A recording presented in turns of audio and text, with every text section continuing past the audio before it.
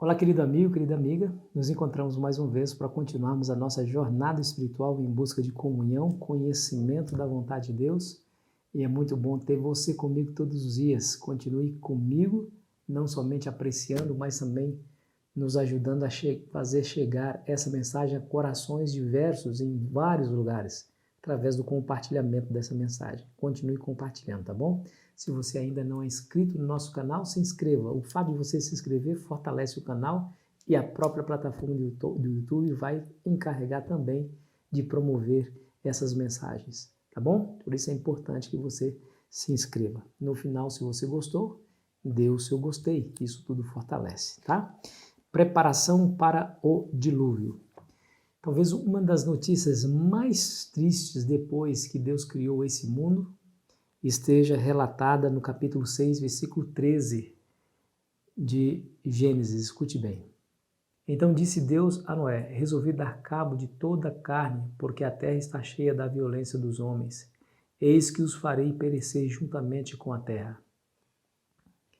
Que notícia terrível, né? Foi tão bonito ver Deus criando.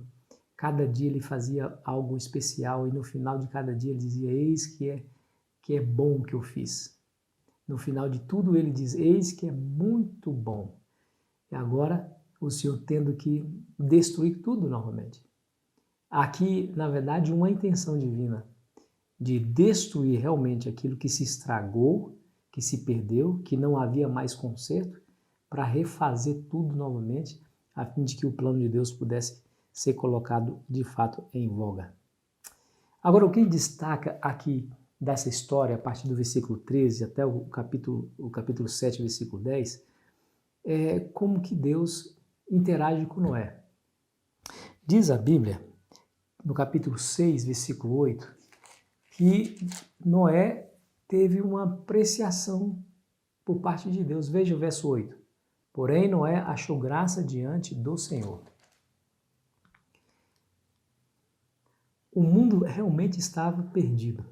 Os homens haviam mergulhado a sua prole e a sua descendência em uma decadência terrível de pecado e de rebeldia contra Deus. Porém, em meio a esse mar de pecado, de coisas ruins, havia um homem junto com a membro de sua família que achou graças aos olhos de Deus, achou graça aos olhos de Deus. Coisa bonita é essa, né?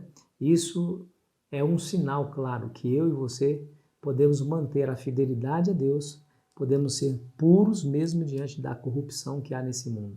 A corrupção do mundo haverá, não terá como eu e você impedir que isso aconteça. Mas eu e você podemos escolher diferente dos nossos contemporâneos, fazer diferente. Noé fez diferente. Aí Deus anuncia a ele que ele deveria fazer uma arca, dá as medidas dessa arca. Haveria 3 compartimentos dentro da arca para serem ocupados por animais. Deus preservaria a vida humana, que é a família de Noé, juntamente com os animais, para que eles pudessem se repovoar a terra depois do dilúvio. E diz a Bíblia que Noé obedeceu. Aqui há um verbo que é usado para ambos os personagens, tanto para Noé como para Deus. E o verbo é assar, fez ou faça. Assar no original. Fez ou faça. O Senhor dá ordem, faça a arca dessa maneira. E diz a Bíblia que Noé fez. Veja aí, capítulo 6, versículo 22. Assim fez Noé consoante tudo o que Deus lhe ordenara. Eu quero dizer para você que acreditar que de fato Deus faria chover não era algo tão simples. Hoje nós vemos chuva aí quase todos os dias, né? É comum chover nos nossos tempos. Mas naquele tempo, diz a Bíblia, que não chovia, nunca houve uma única chuva. A terra era regada pelo orvalho, mas nunca havia chuva. E Deus agora diz que vai haver chuva, não era tão fácil. Noé precisava acreditar de fato que Deus faria o que estava dizendo que faria, que era justamente descer águas do céu a fim de destruir toda a vida sobre a terra. Ele agiu pela fé e a sua fé o levou à obediência. Esse texto que nós acabamos de ler, assim fez Noé consoante tudo que Deus lhe ordenara. Isso é significativo, sabe por quê? Porque a fé, ela envolve a obediência. Deixa eu ler para você o que está em Tiago 2, versículo 20.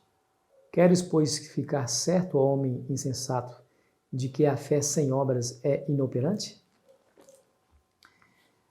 A fé sem obras é morta, inoperante, ou seja, não serve para nada.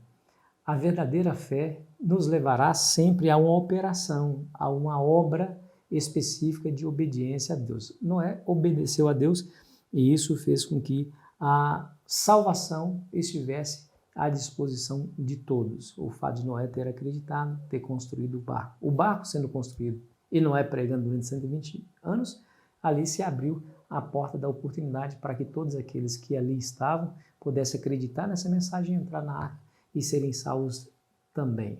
Então veja que a fé de alguém e a sua obediência trouxe salvação. Aqui a lição faz uma ligação da arca com a arca que Noé fez com a arca da aliança, que Deus também usa as mesmas palavras, faça a arca assim, assim, assado, dá as medidas para que Moisés pudesse fazer a arca, para colocar dentro dela os 10 mandamentos.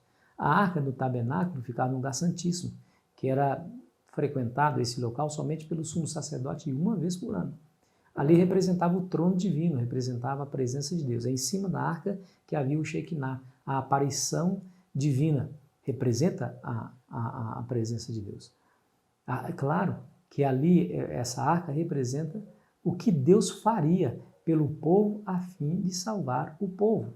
Obras tipificadas no santuário, quando o israelita trazia um cordeiro sem mancha, sem mácula, e confessava o seu pecado sobre ele, depois o matava. Ou seja, alguém haveria de morrer pelo pecador, e o pecador sairia impune, saía ileso, e alguém, uma vítima inocente, haveria de morrer no seu lugar. João Batista, muito tempo depois, viu Jesus passando e disse: eis o Cordeiro de Deus que tira o pecado do mundo. Aquilo lá representava Jesus. Assim como a arca de Noé foi um objeto que Deus criou para poder, através dela, salvar a humanidade, a arca da aliança também representava essa salvação que o Senhor operaria por meio de Cristo Jesus. Não é bonito isso? Bom, deixa eu falar um pouquinho sobre a arca. A arca era algo extremamente importante naquele momento.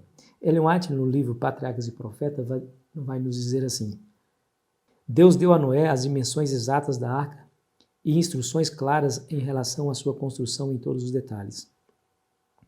A sabedoria humana não poderia ter concebido uma estrutura de tão grande resistência e durabilidade. Deus foi o projetista e Noé o construtor-chefe.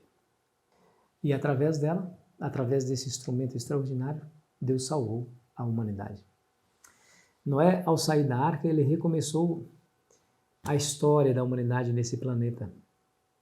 E por que ele chegou até lá? Porque ele acreditou. E a fé dele era tão forte o suficiente que o levou a obedecer aquilo que Deus estava pedindo. Às vezes Deus pede para mim e para você coisas que são difíceis de serem entendidas e até mesmo de serem obedecidas. Mas eu quero dizer para você que ao obedecer a Deus naquilo que Ele pede, nós estaremos andando no caminho da segurança.